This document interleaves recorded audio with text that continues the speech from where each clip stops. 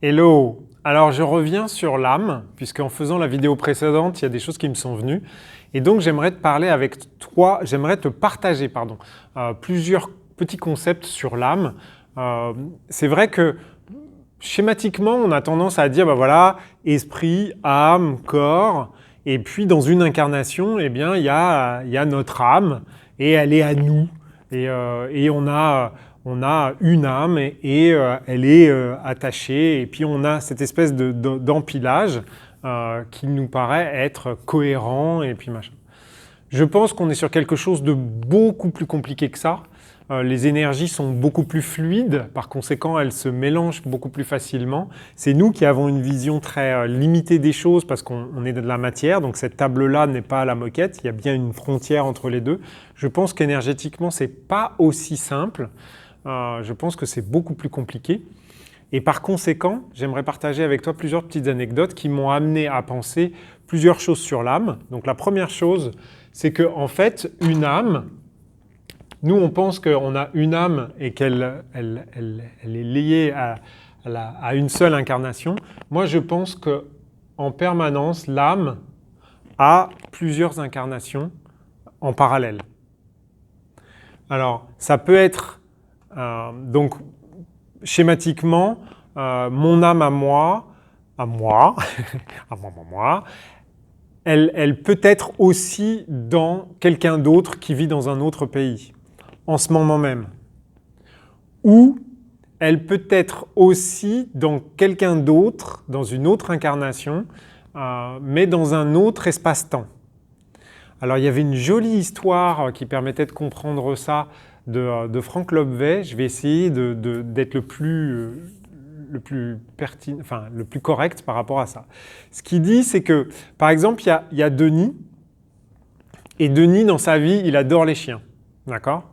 Et Denis, il vit avec des chiens depuis tout petit, et en fait, c'est limite s'il parle aux chiens. Les chiens l'adorent et tout ça, d'accord ? Et même quand il voit des chiens qui sont agressifs, eh ben, avec Denis, ça se passe toujours bien, d'accord ? Voilà. Ça, c'est dans cette vie-là, dans cette incarnation-là. Et en même temps, cette âme-là, l'âme de Denis, elle est dans une autre incarnation qui, elle, se passe au temps du colonialisme, dans les champs de coton. Et il y a, je sais pas, on va l'appeler John, et il y a John qui est un jeune Africain qui tente de s'échapper de son champ de coton et qui court dans les champs de coton et il est poursuivi par les chiens. Et les chiens sont très agressifs, c'est les chiens du patron, ils sont là pour mordre et pour rattraper les esclaves. D'accord ? Donc on n'est pas dans la même temporalité et on n'est pas sur le même continent et ainsi de suite. Et donc John est en train de courir et à un moment donné, parmi les options que John a, c'est de continuer à courir jusqu'à l'épuisement ou de se retourner et de faire face aux chiens. Et là, John décide de faire face aux chiens, lui qui a toujours eu peur des chiens, puisque depuis qu'il est né, puisqu'il est né dans la plantation de coton, eh ben, il est maltraité par les chiens ou les chiens lui font peur. Et finalement, il se retourne, et à ce moment-là, toute l'expérience de Denis dans cette incarnation, où il aime les chiens, où il vit avec les chiens, elle est récupérée par l'âme et elle est renvoyée dans l'autre incarnation, qui est dans une autre temporalité. Et à ce moment-là, eh bien, John fait face au chien et le chien, gentiment, vient lui lécher la main et lui permet de s'échapper. C'est pas impossible, en fait. Donc là, on est sur deux temporalités différentes. J'ai volontairement pris cet exemple-là parce que ça permet de ne pas limiter à se dire « Ah, bah ça pourrait être Denis, il y a Denis français au Japon, et puis il y a Denis bis dans une autre, peut-être dans le corps d'une jeune femme qui vit à Kuala Lumpur, quoi, par exemple. » D'accord ? C'est tout à fait envisageable. N'oublions pas que je ne suis pas que l'âme, je suis plein d'autres choses, d'accord ? J'ai tout un système, d'accord ? Donc, c'est tout à fait possible que mon âme se partage et qu'elle soit dans plusieurs avatars. D'accord ? Donc ça, c'est un truc que je trouve un petit peu intéressant sur l'âme. Après, une deuxième histoire qui permet de se poser une autre question.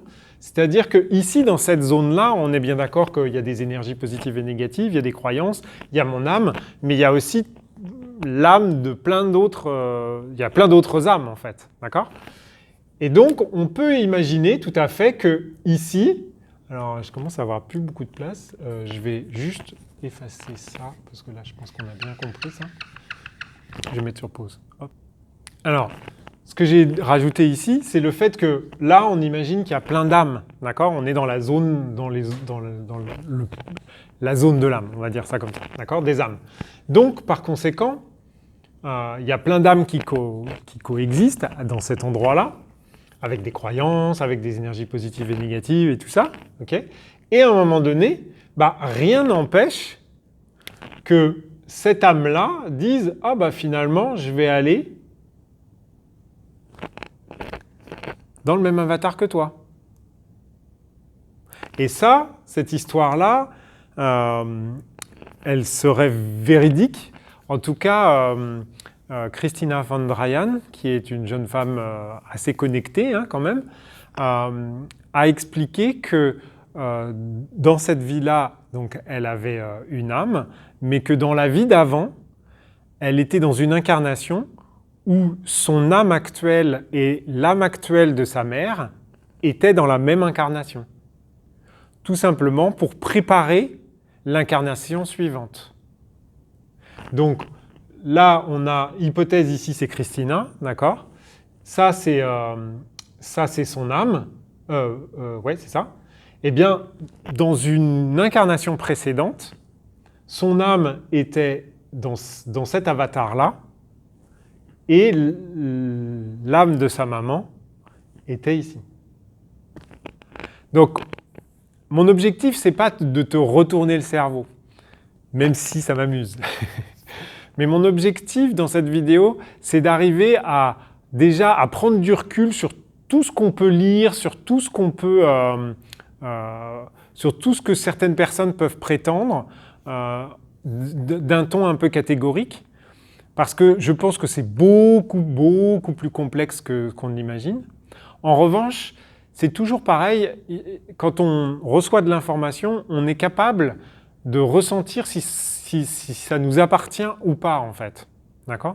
Donc les questions que tu dois te poser en regardant ça et en m'écoutant, c'est vraiment, est-ce que ça me parle? Est-ce que dans mon système de croyance, enfin dans ton système de croyance, est-ce que ça te parle? Est-ce que tu peux imaginer, te dire, oui, tiens, pourquoi pas, finalement, ça c'est plausible. Ce qui m'intéresse aussi, la deuxième chose, c'est vraiment d'ouvrir le débat, même s'il n'y a pas de débat à avoir, c'est ouvrir le champ des possibles.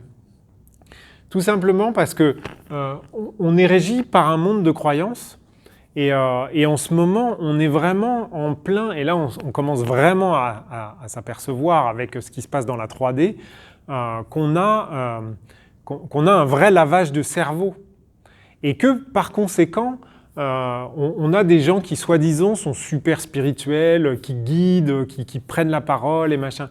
Ok, moi j'ai pas de problème avec ça, mais après tout, quelle est l'énergie qui les motive? Quelle est l'énergie qui